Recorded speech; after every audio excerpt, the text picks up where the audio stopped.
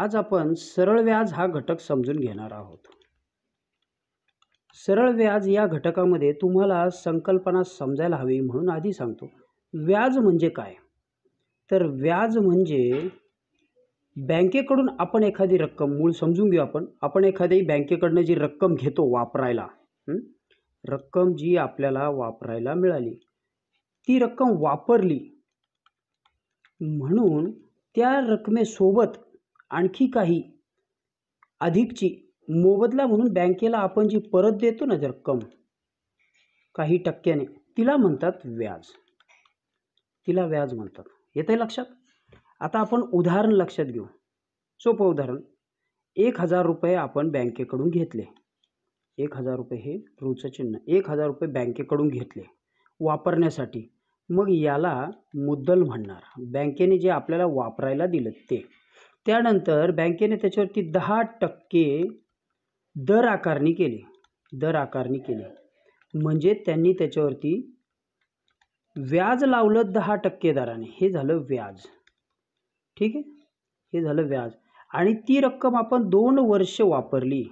वर्ष किती? 2. म्हणजे ही झाली मुदत. तर आपल्याला बँकेला किती पैसे परत द्यावे लागतील? मग आता आधीची बँकेची घेतलेली जी रक्कम आहे ती 1000 रुपये आणि जे 2 वर्षाचं व्याज होईल ते हे आपल्याला परत द्यायचं आहे. ठीक आहे, म्हणजे एक्स्ट्रा आपण काय समजून घेतलं?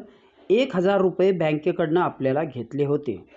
त्याच्यावरती बँकेने आपल्याला जी रक्कम दिली ती वापरण्याच्या बदल्यात आपण बँकेला काही 1000 रुपये घेतल्यानंतर बँकेला जी परत देणार त्याला व्याज म्हणणार. ओके, समजलं? ठीक आहे, चला. मग आता हे व्याज काढण्याचं सूत्र काय? तर मी सरळ आधी इथं सूत्र लिहितो. पुन्हा आपण ते उदाहरणांसहित समजून घेणारच आहोत. सरळ व्याज काढण्याचं सूत्र. त्याच्यामध्ये येतं मुद्दल म्हणजे मी स्वतंत्रपणे परत देईल. त्याच्यानंतर दर, म्हणजे हे मुद्दल, बरोबर? हे वरती जे मुद्दल लिहिलंय हे त्यानंतर दर म्हणजे हा जो दर आकारणी केलेली आहे 10% हा दर. आणि कालावधीचा ठीक आहे, म्हणजे ही मुदत, 2 वर्ष मुदत. आणि याला सगळ्यांना टक्केवारी, ही जी 10% आहे दराची 10% हा 100 खाली. आले लक्षात? हे आहे याचं सूत्र. समजलंय? ओके. तर आपण सरळ व्याजाचं सूत्र काय बघितलं? मी पुन्हा एकदा लिहितो. सरळ व्याजाचं सूत्र स बरोबर म्हणजे मुद्दल गुणिले दर गुणिले म्हणजे मुदत. ओके, हे सूत्र आपण आता वरतीच ठेवू आणि टक्केवारीचं असल्यामुळे 100 ने गुणाकार करायचा. तर आता आपल्याकडे जी रक्कम होती ती आपण मांडू आणि सरळ व्याज काढू. 1000 रुपये बँकेने आपल्याला दिले होते. दर होता 10%, म्हणजेच याला भागिले 100 आणि मुदत होती 2 वर्ष. आता ही रेषा आपण वाढून घेऊ म्हणजे या सगळ्याच्याला तो भागाकारात जाईल. ठीक आहे, ओके. हा सगळ्या याला भागाकारात गेला. आता यांच्यावरती संक्षिप्त क्रिया किंवा याचं उदाहरण सोडून घेऊ. हा 0 गेला, हा 0 गेला, हा 0, हा 0, म्हणजे भागाकार केला. 100 एका 100, यातले 2 शून्य गेले, 10 उरले आणि पुन्हा हा 10, म्हणजेच या 10ने या 10ला गुणलं किती होतील? 10 10 100 आणि हे 2 याला गुणल्यानंतर किती होणार? 200. ही झाली 200 रुपये. रक्कम किती झाली? 200 रुपये. जर 1 वर्ष असतं तर इथं काय झालं असतं? 2च्या ऐवजी 1 म्हणजे 100च रुपये आले असते.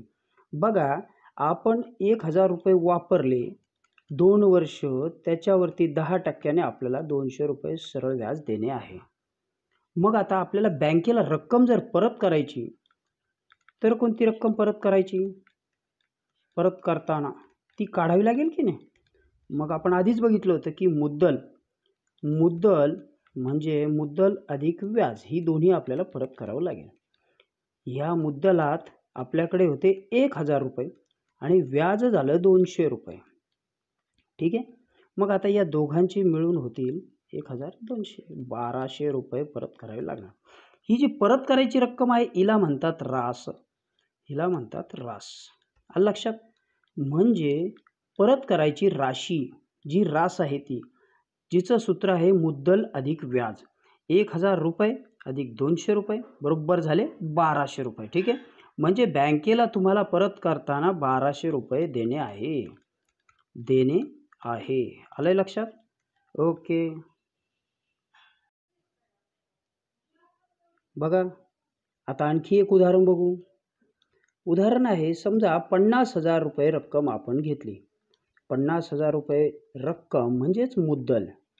सरळ सरळ घेऊ. 10% दराने, पुन्हा 10% दर घेतला आणि 3 वर्षाकरता घेतले. 3 वर्ष मुदत. ओके. मग आता आपल्याला व्याज काढायचे. व्याज काढा. बघा सूत्र आठवून. वेळ असेल तर पेन पेन्सिल हातात घेऊन लगेच पाठ सुरू करा. सरळ व्याजाचे सूत्र आहे म म्हणजे मुद्दल गुणिले दर गुणिले क मुदत भागिले 100. ओके. चला मी याच्यातल्या राशी भरतो. 50,000 रुपये गुणिले 10% दर म्हणजेच भागिले 100 टक्क्यांमध्ये बदल करताना आणि कालावधी 3 वर्ष. चला एक्सटेंड करून घेऊ आणि याला संक्षिप्त रूप देऊ. 100ने याचा भागाकार करायचा. याचे 2 गेले, याचे 2 गेले. आता बघा किती उरले? 500. 500 गुणिले 10. 500 गुणिले 10 किती झाले?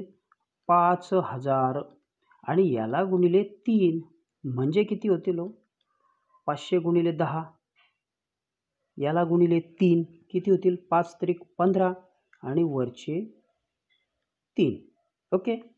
15,000 रुपये रक्कम होईल. किती रक्कम होते? 3 वर्षासाठी 10% दराने 15,000 रुपये रक्कम व्याज होते. आता इथपर्यंतच हे उदाहरण संपलं. बँकेला आपल्याला 15,000 व्याज द्यावं लागेल. पण जर त्यांनी सांगितले की एकूण रक्कम किती, शिष्यवृत्तीमध्ये फक्त व्याज नाही विचारलं जात, त्यावरती बँकेला परत किती रक्कम द्यावी लागेल आणि मुले इथे घाई करतात. ते फक्त 15,000 धरतात आणि सोडून देतात. तसं नाही. एकूण रक्कम काढायची, परत द्यायची म्हणजे रास काढायची. मग मुदत म्हणजे मुद्दल अधिक सरळ व्याज म्हणजे स बरोबर आधीची रक्कम होती 50,000, त्यामध्ये मिळवले हे व्याजाचे 15,000. 50 आणि 15 65,000 रुपये. म्हणजे आपल्याला बँकेला परत करायची रक्कम, इथं प्रश्न जो असेल तो रक्कम परत करताना परत 65,000 रुपये द्यावे लागतील. प्रश्न नीट वाचायचा, शिष्यवृत्ती असो कशातही असो. आलंय लक्षात? चला पुन्हा आणखी एक उदाहरण बघू. या उदाहरणात आपण रक्कम थोडी वाढवून घेऊ. 2 लाख रुपये रक्कम घेऊ. 2 लाख रुपये. 2 लाख रुपये आपल्याला 20% दराने. ओके. 20% दराने आणि 3 वर्ष वापरायला मिळाले. 3 वर्ष वापरायला दिले बँकेने. ठीक आहे. तर किती व्याज द्यावं लागेल? व्याज परत द्यावं लागेल. व्याज आता फक्त व्याज परत द्यावं लागेल. आलंय लक्षात? उदाहरण. चला मग आता आपल्याला याच्यात सरळ सरळ सरळ व्याज काढायचे. तर सूत्र आपल्याला माहिती आहे. म गुणिले द गुणिले क याला भागिले 100. ठीक आहे. मी राशी मांडून घेतो. 2 लाख रुपये 50 2 लाखावरती गुणिले दर आहे 20% आणि रक्कम आहे 3 वर्ष भागिले 100. चला बरोबर करून टाकू. हे 2 शून्य गेले, हे 2 शून्य गेले. किती उरले? 2,000. 2,000 गुणिले 20.